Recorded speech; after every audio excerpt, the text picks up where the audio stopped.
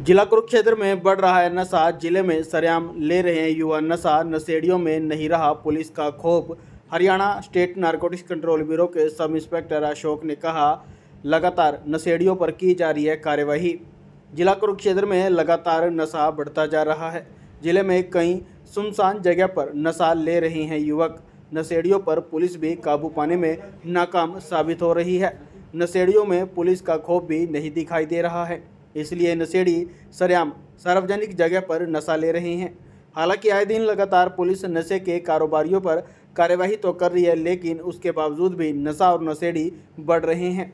Haryana state narcotics control bureau के sub inspector Ashok Kumar ने आज मीडिया को जानकारी देते हुए कहा कि वह हरियाणा में जागरूकता अभियान लगातार चला रहे हैं और कई जागरूकता रैली वह भी साइकिल पर निकाल चुके हैं। उन्होंने कहा कि सूचना के आधार पर टीम कार्यवाही भी लगातार कर रही है। उन्होंने कहा कि जो आजकल नशा और नशेड़ी बढ़ रहे हैं, उसकी सही वजह माने तो कई माता पिता अपने बच्चों को समय और संस्कार नहीं दे पा रहे, जिसकी वजह से युवा नशे की ओर बढ़ रहा है। उन्होंने कहा कि इसलिए अपने बच्चों को अच्छे संस्कार और समय जरूर दें। सबसे पहले तो आपका बहुत बहुत आभार, धन्यवाद।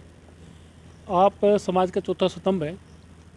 जो समाज में कुरीतियाँ हैं, अच्छाइयाँ हैं, उनको जगाने का, उनको बताने का कार्य करते हो। आप बधाई के पात्र हो। जो नशा है आज एक गंभीर समस्या बन चुका है। नशा मुक्त अभियान को लेकर के भारत सरकार बहुत ज़ोर शोर से काम कर रही है। भारत सरकार द्वारा कानून बना दिए गए हैं, पुलिस प्रतिदिन अपराधियों को पकड़ रही है, परंतु केवल हम पकड़कर भारत को या हरियाणा को ड्रग फ्री नशा मुक्त नहीं कर पाएंगे। इसके लिए हरियाणा सरकार, हरियाणा पुलिस और एनसीबी खड़ी कर दी है यहाँ पे हरियाणा के अंदर, जो नशा मुक्त जागरूकता अभियान के अंतर्गत लोगों को जागरूक करने का भी काम कर रहे हैं। मैं पिछले 5 वर्षों से नशा मुक्त जागरूकता अभियान के अंतर्गत पूरे हरियाणा प्रांत में स्कूलों में, कॉलेज में, यूनिवर्सिटी में, गलियों में, मोहल्लों में, नुकड़ों पे, चौराहों पे जा कर के जागरूकता के माध्यम से विशेष रूप से युवाओं को, जो युवा हैं, बच्चे हैं, नागरिक हैं, उनको समझाने का, बताने का काम कर रहे हैं कि वे नशा छोड़ दो और जीवन से नाता जोड़ दो। यदि नशा होता अच्छा तो सबसे पहले माँ कहती खा ले मेरे बच्चा। यदि नशा होता अच्छा तो पिता कहता है भी थोड़ी सी पी ले, क्यों करता है चिंता, अपनी ज़िंदगी जी ले। हर प्रकार से युवाओं को जागरूक करने का, समझाने का हम काम कर रहे हैं। और जहाँ तक ये बात होती है कि नशे की प्रवृत्ति बढ़ती जा रही दिन पे दिन, इसके पीछे एक कारण तो ये है कि आज माता पिता और अभिभावक अपने बच्चों को समय और संस्कार नहीं दे रहे हैं। समय ना देने के कारण, संस्कार ना देने के कारण बच्चा गलत राह पे जा रहा है। तो आज आवश्यकता है कि माँ बाप, अभिभावक समय दें। वो बच्चों को जो मांगते हैं उससे पहले दे देते हैं, और उस बच्चे को उसका मूल्य नहीं पता होता कि मुझे जो आज ये पैसा रुपया मिला है वो मेरे माँ बाप ने, मेरे लोगों ने कैसे कमाया है। जब तक उसको इस बात का ज्ञान नहीं होगा, आभास नहीं होगा, तो हो सकता है वो पथभ्रष्ट हो जाए। तो आज आवश्यकता ये बन जाती है कि समय दें, संस्कार दें, और इसके माध्यम से ही आज युवा को हम बचा सकते हैं।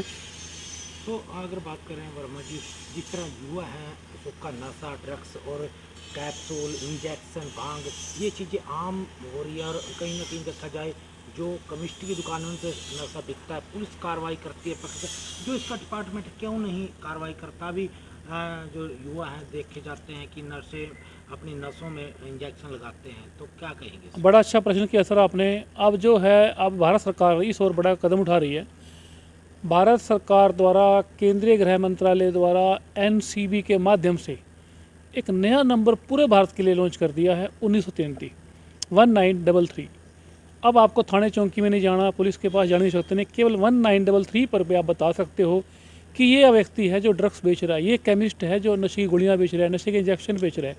उसके माध्यम से सूचना के आधार पर ऐसे व्यक्तियों पर कठोर कार्रवाई की जाएगी। और आपको बता दें कि नारकोटिक्स कंट्रोल ब्यूरो के जो मुखिया हैं, परम आदरणीय श्री ओपी सिंह साहब, डीजीपी हैं आजकल, तो उनके दिशा निर्देशों से हरियाणा के अनेक शहरों में जो नशा तस्कर हैं और जो केमिस्ट हैं, जो नशे की गोलियाँ बेच रहे हैं, इंजेक्शन बेच रहे हैं, उनको सील करने का भी हम काम कर रहे हैं।